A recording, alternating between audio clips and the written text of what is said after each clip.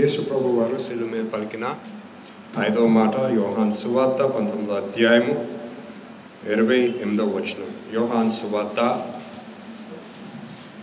19వ అధ్యాయము 28వ వచనం. అటు తరువాత సమస్తమును అప్పటికి లేఖనాలు నెరవేరినట్లు నేను దప్పికొని చున్నానని అనెను. మరొకసారి చదవండి. అటు తర్వాత సమస్తమును అప్పటికి సమాప్తమైనదని యేసు ప్రభు వారు ఎరిగి లేఖనాలు నెరవేరినట్లు ప్రభువారు పుట్టుక నుంచి శిలువ మీద మరణించిన వరకు ప్రతిదీ లేఖనాల్లో ముందే ప్రవక్తల చేత రచించబడ్డారు. మన మట్లాది వారం నాడు గమనించినట్లయితే ఆ రోజు కూడా ధ్యానించాం. లేఖనాలు నెరవేర్పు, పుట్టుక, లేఖనాలు నెరవేర్పు, ప్రాంతము, ఎక్కడ పుడుతున్నారు, ఎలా పుడుతున్నారు, everything has been mention before. విశేషంగా ప్రపంచంలో అనేక మంది దేవుళ్ళని పిలబడేవారు ఉన్నారు, కానీ నిజ రక్షకుడు గురించి, నిజ రక్షకుడు రావబోతున్నాడనే విషయం గురించి విశేషముగా బైబిల్లో మాత్రమే కాదు కానండి, ఈ ప్రపంచంలో ఎన్ని మత గ్రంథాలు అయితే ఉన్నాయో, చాలా జాగ్రత్తగా గమనించండి, ఎన్ని మత గ్రంథాలు అయితే ఉన్నాయో ప్రతి మత గ్రంథంలో రక్షకుడు కన్యక గర్భంలో పుట్టబోతున్నాడని ప్రవచనము ప్రతి పుస్తకాల్లో రాయబడి ఉంది. కానీ నెరవేర్పు మాత్రము యేసు ప్రభు గారు మాత్రమే. That is the power of scriptures. లేఖనాలకి ఉన్న శక్తి ఏంటంటే ఇలాగ జరగబోతుందని ముందే రాయబడ్డాది. ఏమైతే రాయబడ్డాయో అలాగే జరిగింది. ఇవాళ విశ్వాసిగా మీరు తెలుసుకోవాల్సింది, లేఖనాల్లో ఆది నుంచి కావచ్చు, సృష్టి ఎలా ప్రారంభమైంది, దేవుడు ఎలాగ ఒక వర్గంతో ఉన్నాడు, తర్వాత యేసు ప్రభు వారు ఈ లోకానికి ఎలాగ కుమారుడు రూపంలో వచ్చారు, వెళ్ళిపోతూ పరిశుద్ధాత్మని మనతో, అంటే ఆయనే పరిశుద్ధాత్మగా మన మధ్యన జీవిస్తున్నాడనే విషయాల్ని లేఖనాల్లో రాయబడి ఉంది. విశ్వాసిగా మన నిరీక్షణ ఏంటంటే, లేఖనాలకు ఉన్న శక్తి ఏంటంటే ఏవేవైతే రాయబడ్డాయో జరిగినాయి. సో మన విశ్వాసం ఏంటంటే దేవుడు త్వరలో రాబోతున్నాడు, ఎందుకంటే ఇవి లేఖనాల్లో రాయబడి ఉంది. సో ఈ లేఖనాలు తోచా తప్పకుండా నెరవేరుస్తాయి. ఈ విషయము, ఈ మాట గురించి మనం వద్దాం ప్రత్యేకంగా. ఐ థర్స్ట్, దప్పికొని ఉన్నాను. 4వ మాటలు ఇందాక మనం చూసినట్లయితే పాస్టర్ గారు వివరంగా చెప్పారు. తండ్రితో దేర్ ఇస్ అ డిస్కనెక్షన్. ఆ టైంలో మీరు తెలుసుకోవాల్సింది, ఇదే యేసు ప్రభు వారు అనేకమైన సూచక్రియలు చేశారు. ఇదే యేసు ప్రభు వారు నీటి మీద నడిచారు. ఇదే యేసు ప్రభు వారు చనిపోయిన వారిని లేపారు. But at this point in junction, ఇక్కడ మాత్రము హీ వాజ్ లైక్ సంపూర్ణమైన మనిషిగా ఉన్న సమయం అండి ఈ గడియ. ఎందుకు అంటే మీరు ఆది కాండం మొదలుకొని చూస్తే బలి అర్పణలు అన్నవి it is a common practice. గుడారం ముందు బలి అర్పణ ఇది ఉండేది. It is a common practice. విశ్వాసులు అందరూ బలి అర్పణ అనేది ఏ పని చేసినా, ఒక ఊరు వెళ్తున్నారా, ఒక యుద్ధానికి వెళ్తున్నారా, ఏ పని చేసినా ఆ బలిని అర్పించేవారు. ఆ బలిని దేవుడు స్వీకరిస్తే ముందుకెళ్ళాలి. లేదా ఒక యుద్ధమైన తర్వాత దీవెనగా మళ్ళీ బలి చేస్తారు. ఎందుకు? అయా వందనాలు అయా, మాకు ఈ విజయం ఇచ్చినందుకు. మళ్ళీ దేవుడు స్వీకరిస్తే దేవుడు మాతో ఉన్నాడు. కానీ యేసు ప్రభు గారు ఈ లోకానికి వచ్చిన తర్వాత, ఈ శిలువ మీద మరణించిన తర్వాత బలి అర్పణలు అనేవి మనం ఎక్కడా చూడము. చివరిసారిగా ప్రతి రక్తపు బొట్టుని ఆయన చిందించారండి.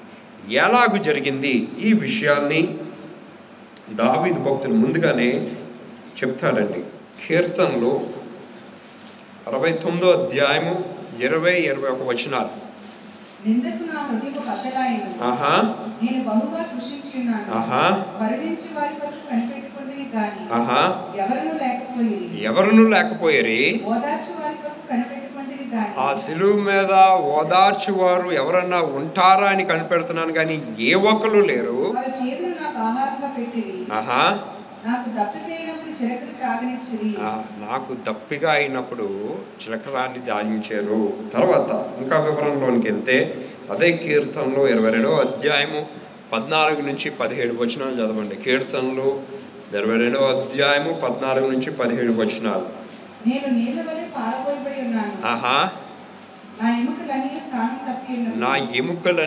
స్థానము తప్పి ఉన్నవి. అక్కడికి అలా ఆగండి.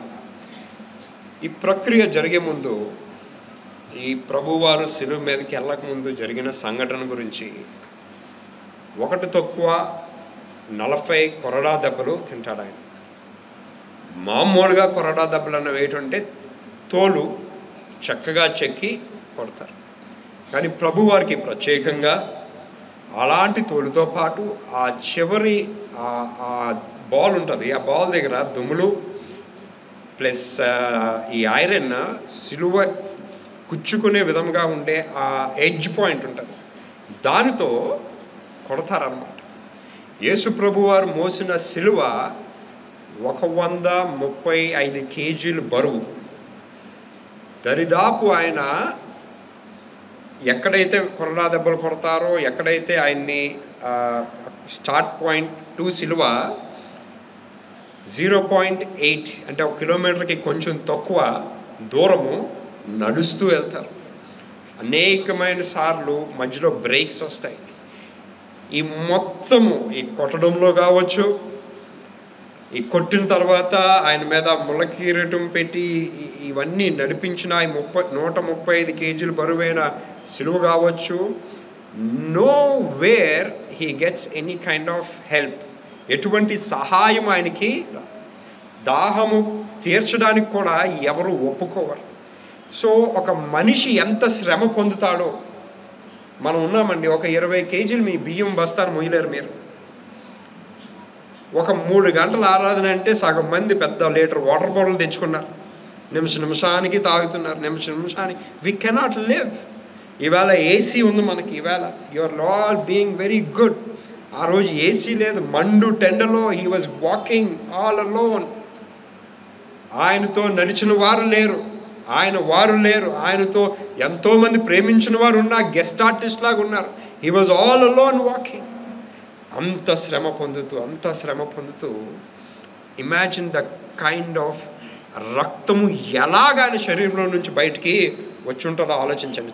ఒక్కసారి కూర్చొని, it is not that easy. మనకు ఒక చిన్న దెబ్బ తగిలి మీరు ఇలా ఎండలో పెట్టండి, యూ హ్యావ్ నో ఐడియా మీకు ఎంత మండుతారు. ఆయన ఒళ్ళంతా దెబ్బలే, అలా రక్తం కారుతూనే ఉంది.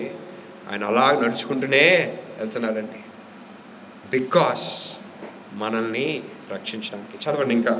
నా హృదయము నా అంతరంగమునందు నా బలము ఎండిపోయి నా నాలిక నా దవడని అంటుకొని ఉన్నది.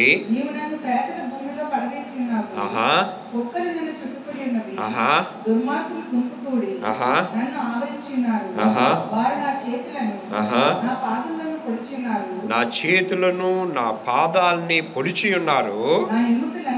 నా ఎముకలన్నీ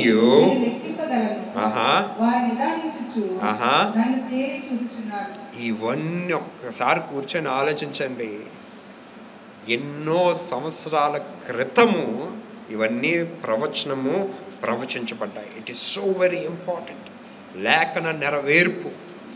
ఎందుకు ఈయనంత శ్రమ పొందాడు, ఎందుకు అంత వల్ల పొందవలసింది వచ్చిందంటే మనము రక్షింపబడడానికి. అలాగ కానీ ఆయన రక్తము చెందించకపోతే ఇవాళ మీకు నాకు ఆ రక్షణ లేదు. అలాగు కానీ ఆయన అది సిలువ మీద లేకపోతే మనందరికీ పరలోక రాజ్యం అనే మాట చెప్పే అధికారము కూడా లేదండి. What a great God.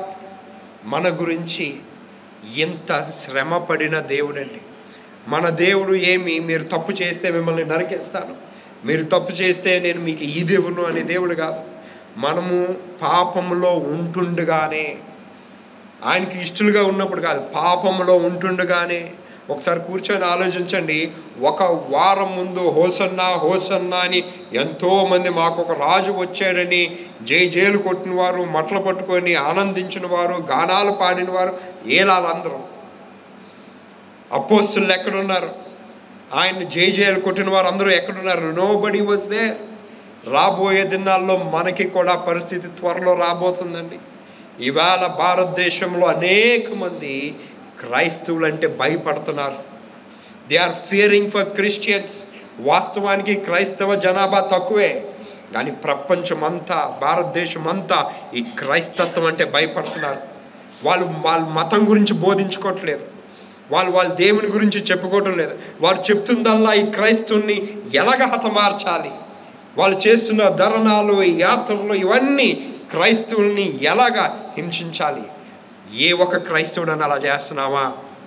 ఏ సంఘం అన్నా భారతదేశంలో అలా చేస్తుందా? భారతదేశ సంఘంలో ఏ ఒక వ్యక్తినన్నా మనం చంపేమా? మన భారతదేశ సంఘాల్లో ఏ ఒక మతం గురించి అన్నా వ్యతిరేకమైన న్యూస్ లెటర్స్ కానీ ఏమన్నా ఇస్తున్నావా?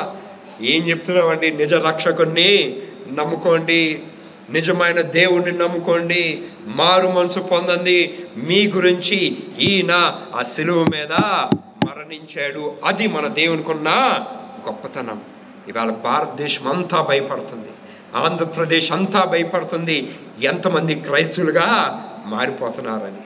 కానీ మనకైతే భయము లేదు. నా వరకు బ్రతుకుట క్రీస్తే, చావు అయితే నాకు లాభం. అండ్ ఇమాజిన్, ఈ తపన ప్రభు వారికి ఆ సమయంలో ఏ స్థాయిలో ఉండుంటారు. ఎందుకంటే ఆయనతో ఎవరూ లేరు. ఇంత బాధపడుతూ, మానవుడిగా బాధపడుతూ ఆయనే మన గురించి బలిగా ఆ శిలువ మీద వెళ్ళారండి. విశ్వాసగా మీరు ఎప్పుడు గుర్తుపెట్టుకోవాలి, నాతో నా దేవుడు ఉన్నాడా లేడా అంటే ఆ శిలువని గుర్తించుకోండి. నా దేవుడు నాతో ఉన్నాడా లేదా అంటే నా గురించి ఆయన రక్తం చెందించాడని గుర్తించుకోండి. నా దేవుడు నాతో ఉన్నాడు కాబట్టే అంత అర్పణ నా గురించి ఇచ్చాడు.